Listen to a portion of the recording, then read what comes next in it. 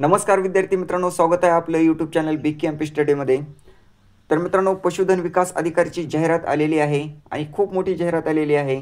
2795 जागांसाठी ही जाहिरात आलेली आहे। तर खूप विद्यार्थी विचारत आहेत या परीक्षेसाठी सर सिलेबस काय असेल, परीक्षेचा दर्जा काय असेल, तर विषय काय असतील, तर यासाठी अभ्यासक्रम सिलेबस काय असेल।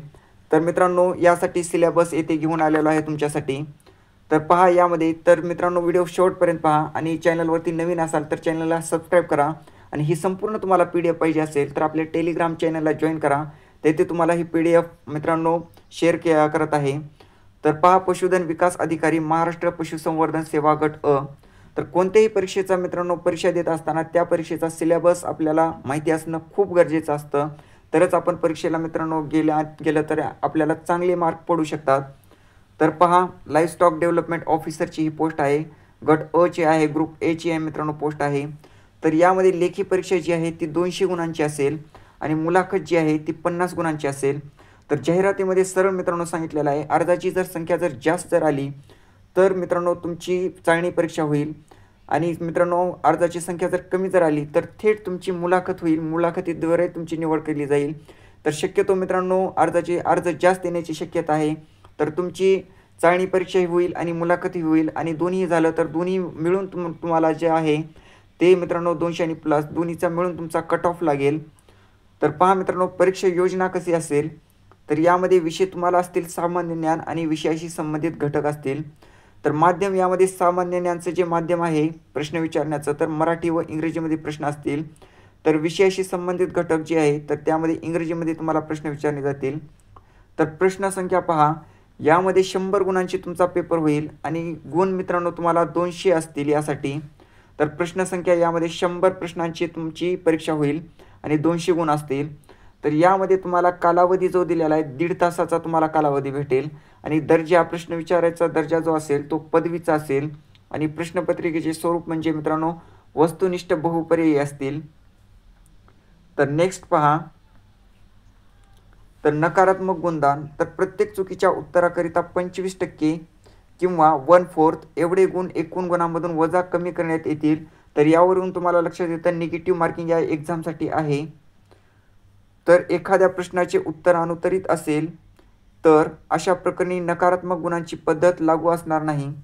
तर वरीलप्रमाणे कार्यपद्धतीचा अवलंब करताना एकूण अंतिम गुणांची बेरीज अपूर्णांकात आली तरीही ती अपूर्णांकातच राहील व पुढील कार्यवाही त्याच्या आधारे करण्यात येईल। तर मित्रांनो, चॅनलवरती नवीन असाल तर अशाच माहितीसाठी चॅनलला सबस्क्राईब करा आणि आपल्या टेलिग्राम चॅनललाही मित्रांनो जॉईन करा। म्हणजे मित्रांनो काही जाहिराती छोटे असतात ते आपण टेलिग्रामला डायरेक्ट शेअर करत असतो त्याचा व्हिडिओ न घेता। तर पहा, यामध्ये अंतिम गुणवत्ता यादी ही वस्तुनिष्ठ परीक्षेतील व मुलाखतीतील एकत्रित गुणांवर आधारित राहील।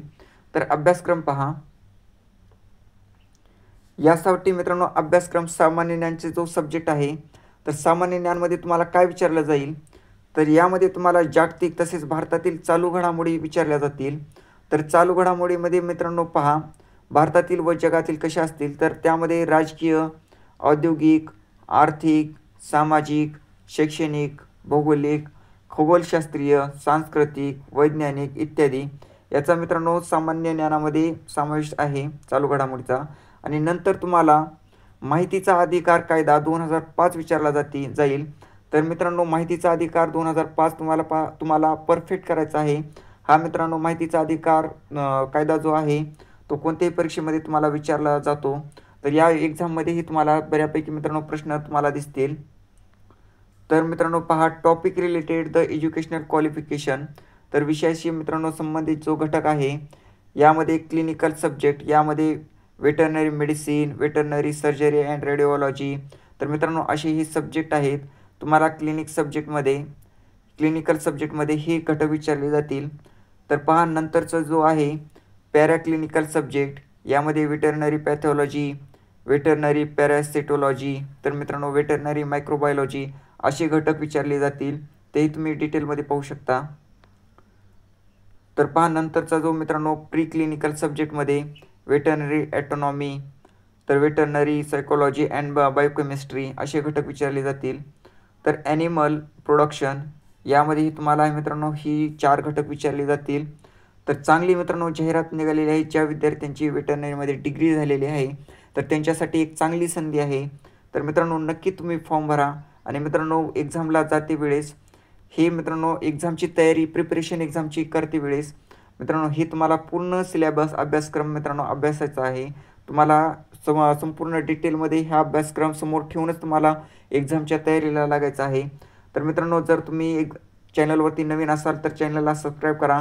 आणि माहिती जर आवडली असेल तर नक्की एक लाईक करा. आणि मित्रांनो व्हिडिओला जास्तीत जास्त शेअर करा. म्हणजे जे विद्यार्थ्यांना मित्रांनो याचा अभ्यासक्रम माहिती नाही त्यांच्यापर्यंत ही माहिती पोहोचवा. आणि आपल्या टेलिग्राम चॅनलला जॉईन करा. धन्यवाद.